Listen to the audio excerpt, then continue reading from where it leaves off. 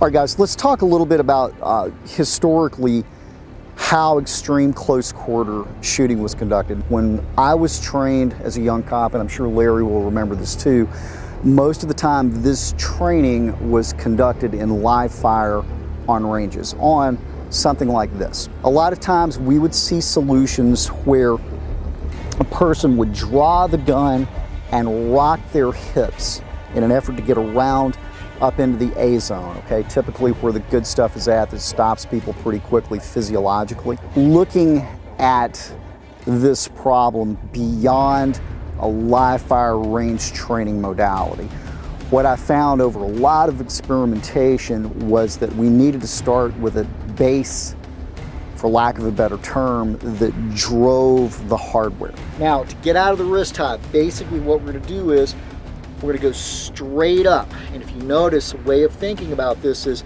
I'm trying to straighten Larry's thumb or always move the hand away from the palm. Here, just like so, away from the palm. Very, very important, okay?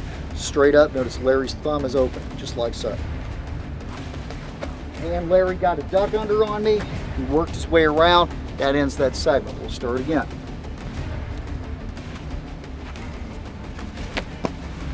I got an arm drag on Larry, and that's how we're gonna go back and forth, okay? Just working on getting behind him. Getting behind him is plan A.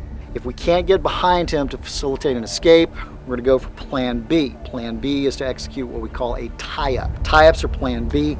Tie-ups allow you to release your arm, tie up two of his, so you can strike effectively or deploy a weapon, and that's where we're at now. When we see guys who do this, that essentially offsets the gun from the body by the height of the pistol. So now what I have to do is I have to turn myself inboard to get the muzzle back on him, or I have to move the gun closer to him, and that causes all kinds of problems as far as consistency with where the rounds are going. If you'll notice, the flagged thumb, what that's going to allow me to do is stand the gun off sufficiently and allow the slide to freely reciprocate, okay? If I let my thumb curl and this starts to roll in, this may impede the slide movement on body armor, clothing, pouches, or what have you, okay? Ready? 1, 2,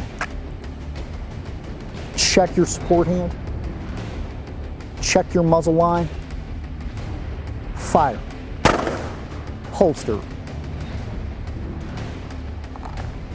That's the first iteration of the drill, okay, is that we do that probably in the coursework for about 10 reps.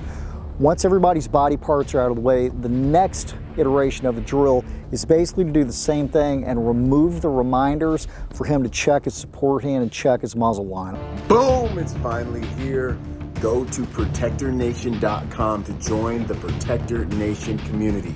Learn online and become part of our Protector Nation family. I look forward to seeing you guys there, and for us all to join forces to make the world a safer place by helping good people to become more dangerous. I'll see you there, and until then, be peaceful but not harmless.